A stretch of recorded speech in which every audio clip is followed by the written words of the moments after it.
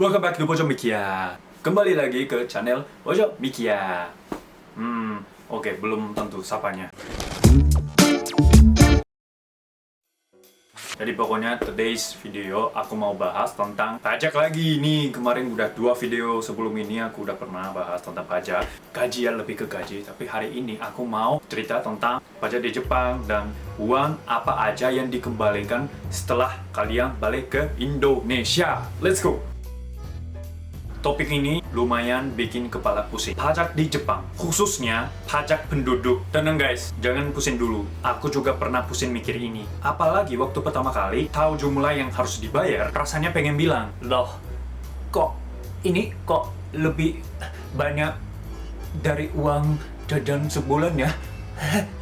Tapi teman-teman, ada kabar baik juga buat warga asing. Khusus orang Indonesia. Bukan khusus orang Indonesia ya, buat warga asing. Tapi pakai bahasa Indonesia, jadi ya mungkin ya orang Indonesia aja gitu. Ada beberapa potongan pajak yang nanti bisa dikembalikan setelah kalian balik ke Indonesia. Jadi tonton terus ya sampai habis ya. Oke, pertama kita bahas dulu apa sih pajak penduduk itu.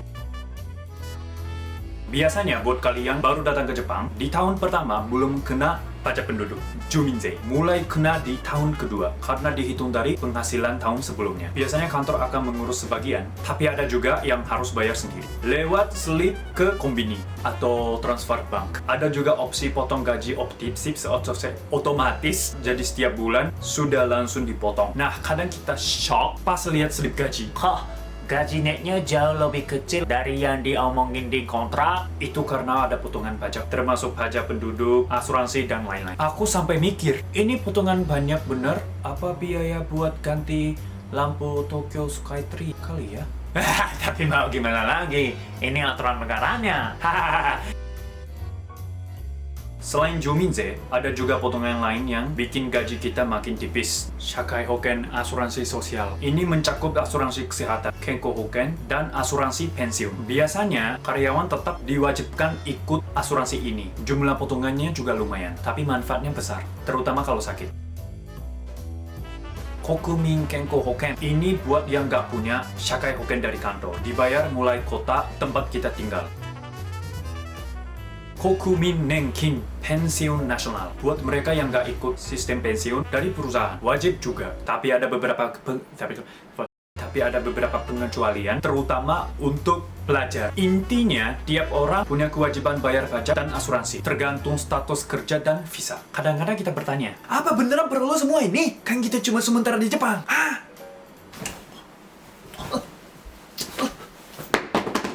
Nah, bagian selanjutnya adalah kabar baik, guys. Kalian pasti pernah dengar, nanti kalau pulang ke Indonesia, bisa klaim balik pajaknya. Sebenarnya gimana sih prosesnya? Nenkin lump sum withdrawal, bahasa Inggrisnya ya. Kalau kita bayar asuransi pensiun, setelah kamu pulang ke Indonesia, kamu bisa ajukan datai ichijikin. Bahasa Inggrisnya lump sum withdrawal payment. Lump sum withdrawal payment. Lump besarannya tergantung berapa lama kita bayar dan berapa banyak kontribusi yang sudah kita setorkan. Prosesnya, pertama, isi formulir isi formulir lump sum withdrawal payment. Biasanya didapat dari Japan Pension Service atau minta di kantor pensiun. Kedua, pastikan kita punya rekening di Indonesia karena dananya bakal dikirim ke rekening itu. Ketiga, kirim formulir dan dokumen pendukung ke alamat yang tertera. Guys, ingat ya, nggak 100% semua dana kita balik. Tapi lumayan banyak biaya. Modal usaha atau beli oleh-oleh Indomie instan ramen. Maksudnya beli oleh-oleh buat keluarga di Indonesia ya. Untuk pajak pendapatan, kadang ada prosedur pengembalian lewat year adjustment, bahasa Jepangnya nenmatsu chose, atau pelaporan pajak sendiri, kakute shinkoku. Tapi ini biasanya dilakukan masih saat kamu di Jepang. Kalau sudah pulang, prosesnya agak repot, harus lewat perwakilan atau persiapan dokumen sebelum pulang. Juminzei secara umum tidak ada sistem langsung balik.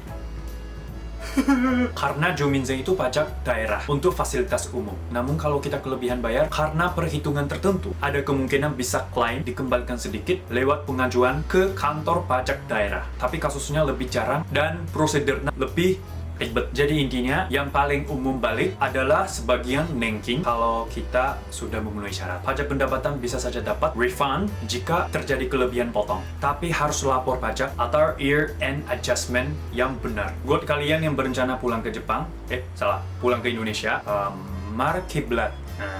Mari kita mari kita buat rencana ya. Mari kiblat.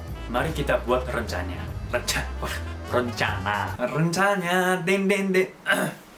Pertama, lengkapi dokumen sejak masih di Jepang. Formulir, fotokopi paspor, bukti pembayaran nengking, dan buat surat kuasa untuk teman di Jepang. Ketiga, cek batas waktu pengajian.